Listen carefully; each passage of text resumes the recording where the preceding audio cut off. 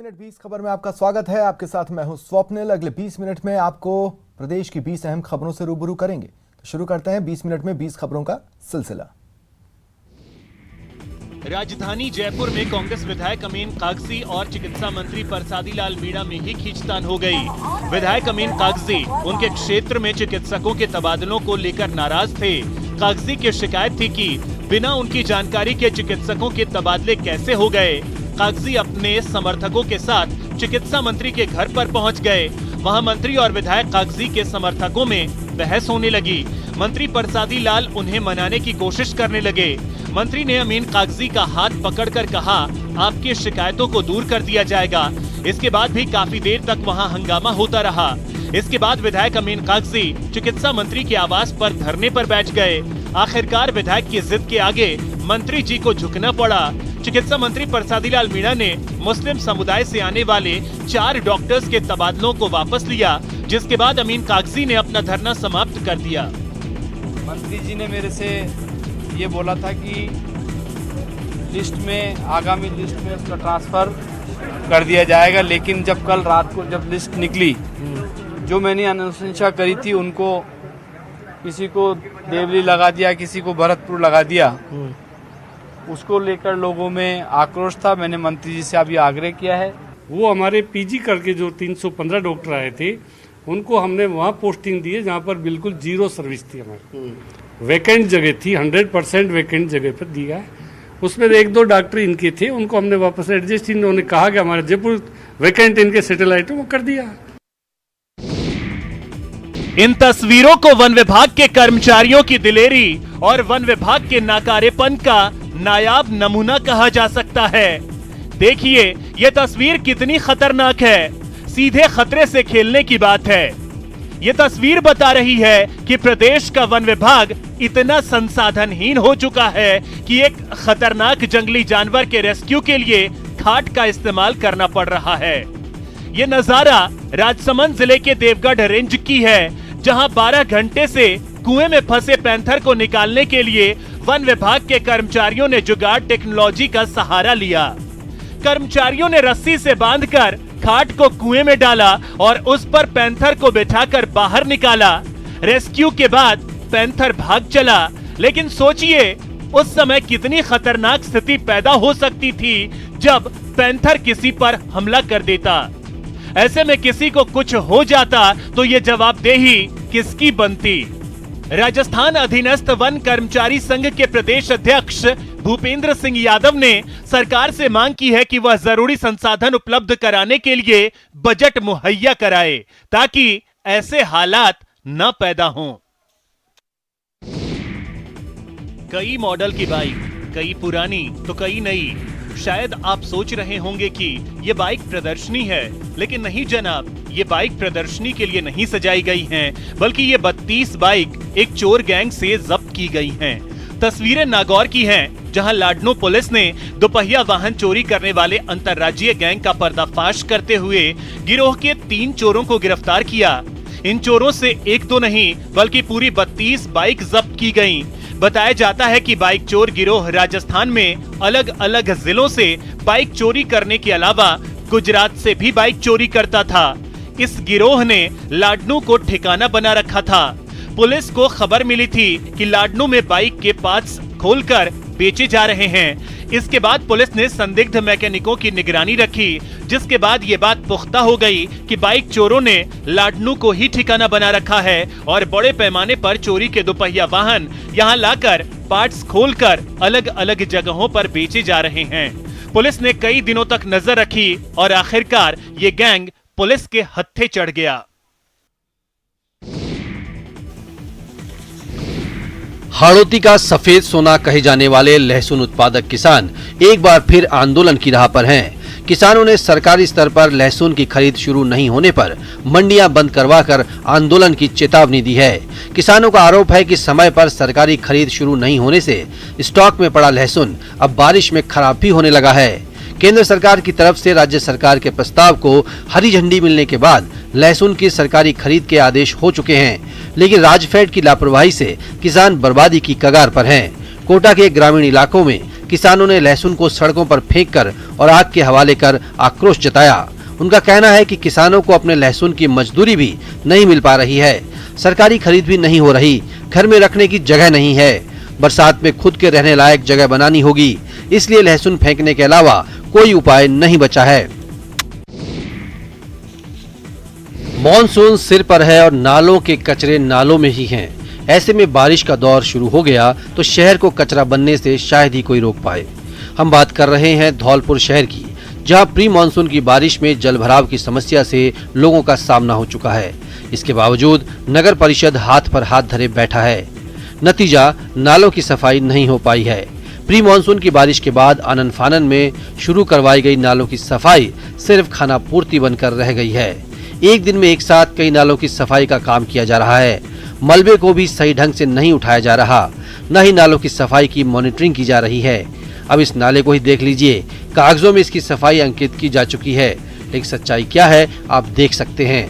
नाले का पानी सड़क पर बह रहा है। ऐसे में सोचिए कि अगर मानसून ने अपना असली रूप दिखाया तो फिर शहर को डूबने से कैसे बचाया जा सकता है।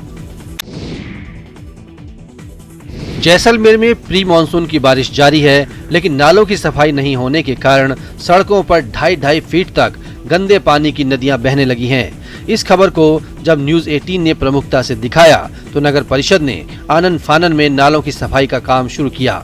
हरकत में आए नगर परिषद ने नालों की सफाई के लिए टीमें लगा दी, लेकिन यहाँ भी परिषद की लापरवाही खत्म नहीं हुई। जो सफाई कर्मचारी नालों और सीवरेज की सफाई में जुटे हैं, उनके पास कोई भी सुरक्षा उपकरण नहीं है। कर्मचारियों के पास न तो ग्लव्स हैं और न ही जूते। देखिए, कर्मचारी बिना ग्लव्स के ही गंदगी के ढेर में हाथ लगाते हैं और बिना जूते के ही नाले में भी उतर जाते हैं, जिससे उन्हें कई प्रकार की घातक बीमारियों के चपेट में आने की आशंका बनी रहती है। जबकि ऐसे कई मामले सामने आए हैं जब प्रदेश के कई जिलों में नालों की सफाई करते वक्त सफाई कर्मचारियों की जान जा चुकी है।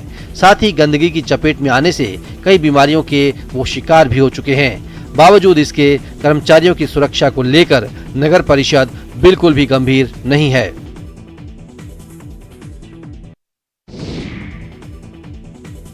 इस पानी को ध्यान से देखिए। क्या आपको पीने के लिए यह पानी मिले तो आप इसे पी सकेंगे? नहीं ना। लेकिन 12 के लोग यही पानी पीने को मजबूर हैं। जाहिर है ये पानी पीकर कोई सही सलामत तो रह नहीं पाएगा। 12 में भी यही हो रहा है। लोग उल्टी दस्त के शिकार हो रहे हैं। शहर की कई कॉलोनियों का यही हाल है, जहां जलदाय विभाग की लापरवाही लोगों की सेहत बिगाड़ रही है। Shivaji colony, Lanka colony, Kunj Vihar colony, Bardia बस्ती सहित करीब आधा दर्जन से ज्यादा कॉलोनियों में गंदा, पीला और बदबूदार पानी मिल रहा है। मजबूरी में लोग यही गंदा पानी पी रहे हैं। लोगों का कहना है कि जलदाय विभाग की पुरानी टूटी फूटी पाइपलाइनों के कारण नालियों का पानी इस पानी में मिलकर आ रहा है। इसे लेकर लोग कई बार शिकायत भी कर चुके हैं, लेकिन अगर शिकायत सुन लेगा तो जलदाय विभाग क्यों कहलाएगा। इसलिए हर बार की तरह इस बार भी अधिकारियों की नींद नहीं खुल रही है।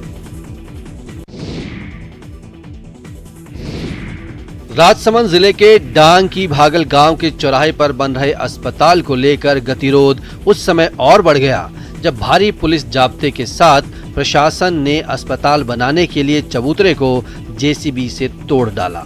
इस घटना से गुस्साए सैकड़ों लोग कलेक्ट्रेट पहुंच गए और धरने पर बैठ गए। ग्रामीणों की मांग है कि गांव के चौराहे पर अस्पताल का निर्माण नहीं किया जाए, क्योंकि उस जगह दशा माता की पूजा होती है, तो होलिका दहन के साथ गांव की सामूहिक बैठक का आयोजन भी उसी जगह होता है। गांव में इस तरह की सुगम जगह गांव के बीच में और कहीं नहीं है, इसलिए अस्पताल भी उनके लिए जरूरी है, लेकिन उसे गांव के बाहर दूसरी जगह भी बनवाया जा सकता है। ग्रामीणों के गुस्से को देखते हुए कलेक्टर ने नाथद्वारा उपखंड अधिकारी को दूसरी जगह जमीन तलाशने के निर्देश दिए, जिसके बाद ग्रामीणों ने धरना खत्म किया।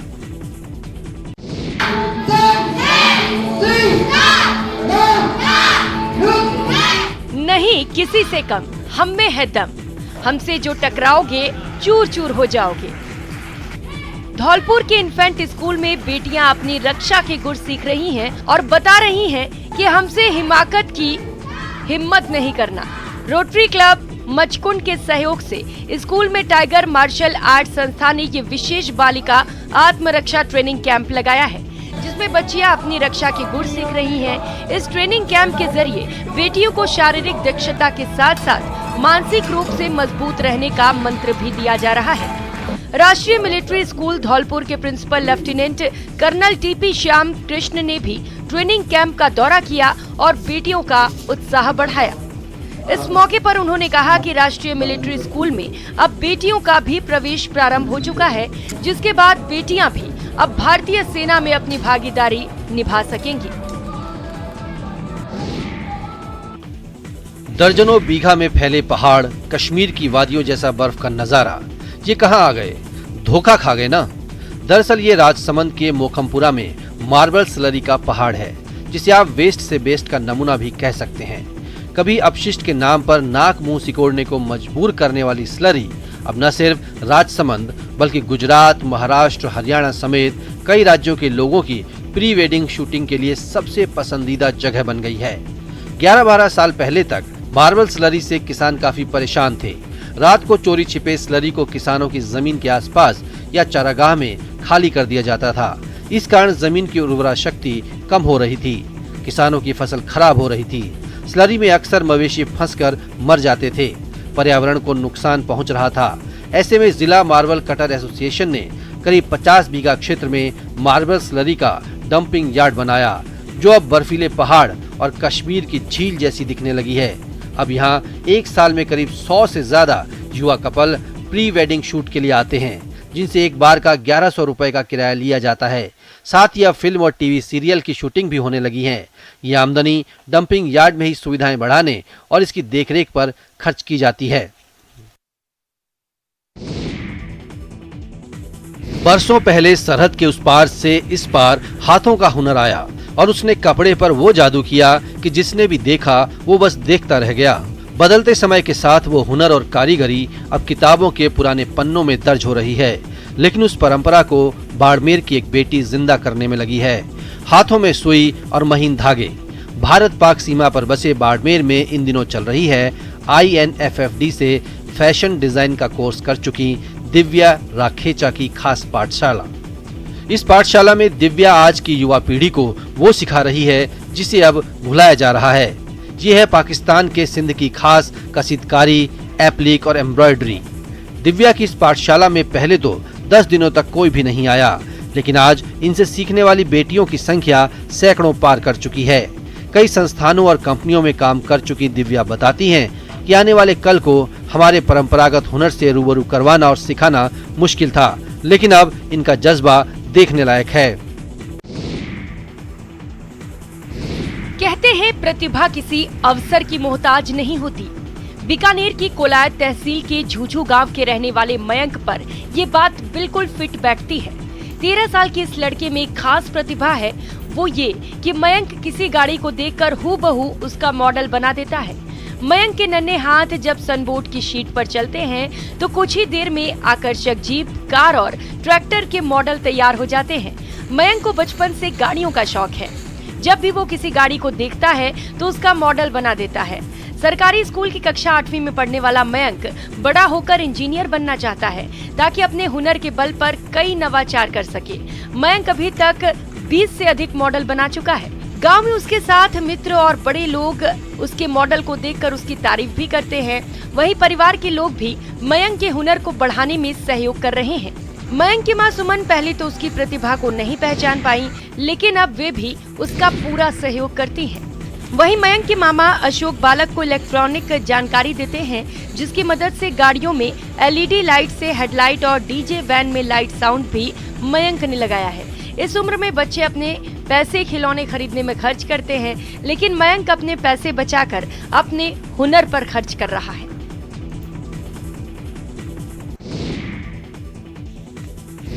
आषाढ़ महीने के कृष्ण पक्ष की त्रयोदशी पर उदयपुर के जगदीश मंदिर में भव्य नाव उत्सव मनाया गया। इसके लिए कुंड बनाकर पानी भरा गया। शाम के समय ठाकुर जी को नाव में जल विहार करवाया गया। इस मनोरम दृश्य के दर्शन के लिए भक्तों की भारी भीड़ रही। इस मौके पर पूरे मंदिर को फूलों से सजाया गया। मनोरथ के तहत प्रभु जगन्नाथ स्वामी 4 फीट चौड़ी और 5 फीट लंबी चांदी की नाव में भगवान जगन्नाथ भ्रमण पर निकले। संध्या आरती के बाद भगवान जगदीश के जयकारों के साथ साथ राधा कृष्ण को नाव में जल विहार करवाया गया। खास तौर पर ग्रीष्मकालीन उत्सव की झांकियों के साथ ही अंतिम मनोरथ भी होता है। आषाढ़ महीने के मनोरथ के दौरान वर्षा के आगमन के लिए मनोकामना की जाती है।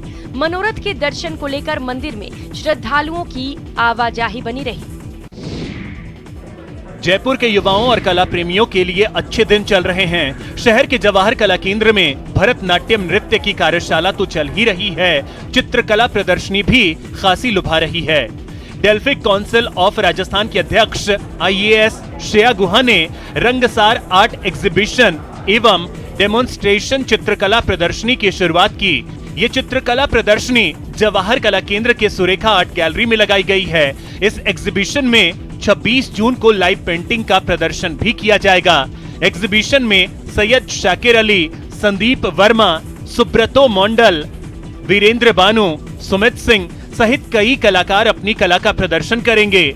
आपको बता दें कि डेल्फिक काउंसिल ऑफ राजस्थान कला को प्रोत्साहित और संरक्षण में एक प्लेटफॉर्म की तरह कार्य कर रहा है, जिससे न सिर्फ विलुप्त होती कलाओं को आधार मिलेगा, बल्कि नई पीढ़ी के लिए कला का आधार सेतु भी बनेगा।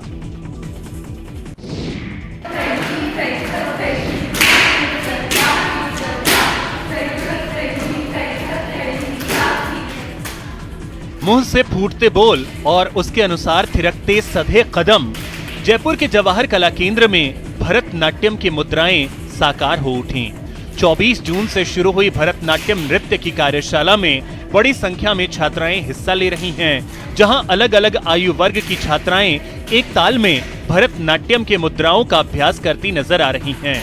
निकिता मुदगल के निर्देशन में चल रही कार्यशाला में नृत्य गुरु ज्ञानेंद्र दत्त वाजपेयी छात्राओं को भरतनाट्यम के गुर सिखा रहे हैं। जवाहर कला केंद्र और आंगिकम संस्था के संयुक्त तत्वावधान में आयोजित एक कार्यशाला 28 जून तक चलेगी और 29 जून को नृत्य गुरु ज्ञानेंद्र दत्त वाजपेयी प्रशिक्षित शिष्याओं के साथ भरतनाट्यम का मंचन करेंगे। इसका आयोजन शाम 7:30 बजे जवाहर कला केंद्र के रंगायन सभागार में किया जाएगा। निकिता मुदगल ने बताया कि भरतनाट्यम विशुद्ध रूप से दक्षिण भारत में प्रचलित नृत्य शैली है। इसे मनोरंजन नहीं अपितु एक साधना के रूप में देखना चाहिए। उन्होंने कहा कि भरतनाट्यम करते समय कदम ताल का ही नहीं बल्कि मन के भावों का भी बहुत ध्यान रखना चाहिए। क्या इन्हीं हथियारों से इतिहास का सबसे भयंकर युद्ध लड़ा गया? यूपी के मैनपुरी में 4000 साल पुराने हथियार मिलने के बाद सबके मन में यही सवाल पैदा हो रहा है। एक खेत से मिले हथियारों को पहली जांच में पुरातत्वविदों ने रोमांचक करार दिया। इन हथियारों को भगवान श्री कृष्ण के काल यानी द्वापर युग का बताया जा रहा है। तांबे के हथियारों की जांच के बाद जो शोध परिणाम आए हैं उससे पुरातत्वविद काफी उत्साहित हैं। इससे ये बात साफ हो जाती है कि प्राचीन काल में भी भारतीय लड़ाकों के पास उन्नत हथियार थे। वो बड़ी तलवारों का इस्तेमाल करते थे। करीब 4 फीट तक लंबे हथियार उस समय होते थे। सवाल ये है कि क्या इन हथियारों का प्रयोग कुरुक्षेत्र में हुई महाभारत की लड़ाई में भी हुआ था? इन सवालों के जवाब शोध के बाद ही मिलेंगे।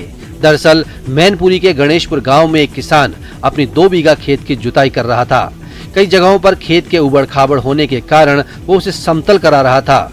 इसी दौरान खेत से तांबे की तलवारें और बर्छियां मिली। किसान उन सभी हथियारों को अपने घर ले गया। उसे लगा कि ये सभी हथियार सोने या चांदी से बनी कीमती धातुओं के हैं। हालांकि खेत से हथियार मिलने की चर्चा पूरे इलाके में फैल गई और किसी ने इस बारे में पुलिस को सूचित कर दिया।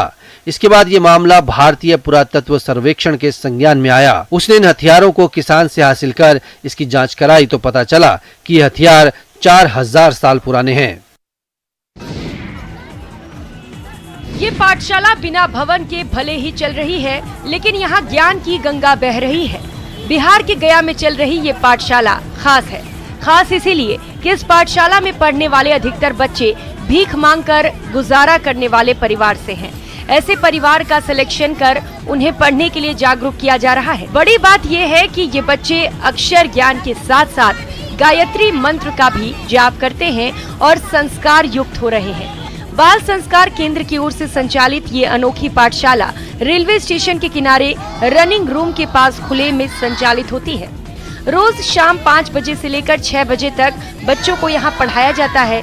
इन बच्चों को उनके घर में जाकर परिवार को प्रोत्साहित कर पढ़ाई के लिए प्रेरित किया जाता है, तब जाकर बच्चे इस पाठशाला में आते हैं। इन बच्चों की क्लास लेने वाली शिक्षिका राधा कुमारी बताती हैं कि वे कोई फीस नहीं लेती, किंतु ऐसे बच्चों को पढ़ाकर काफी सुकून मिलता है और खुशी मिलती है। बच्चे कुछ जीवन में करें, ये उनकी तमन्ना है और जिस लगन से बच्चे पढ़ रहे हैं उससे यही लगता है कि वे निश्चित तौर पर जीवन में बड़ा मुकाम हासिल कर लेंगे। दशरथ मांझी उर्फ माउंटेन मैन की कहानी तो हर कोई जानता है, लेकिन आज हम आपको गुजरात के दशरथ मांझी से मिलवा रहे हैं। मिलिए गंगा भाई पवार से, जिन्होंने लगातार 14 महीने की कड़ी मेहनत के बाद 32 फीट गहरा कुआं खोद डाला। डांग जिले के बसूनी गांव के इस गरीब किसान की खुशी का तब ठिकाना नहीं रहा जब कुएं से पानी निकलने लगा, लेकिन उनके चेहरे पर एक व्यथा है।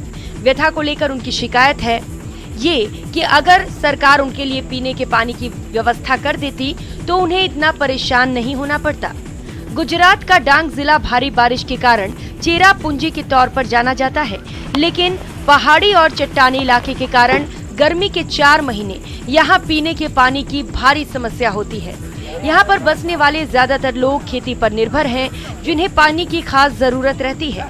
जाहिर है पानी नहीं मिलने से किसान काफी परेशान रहते हैं।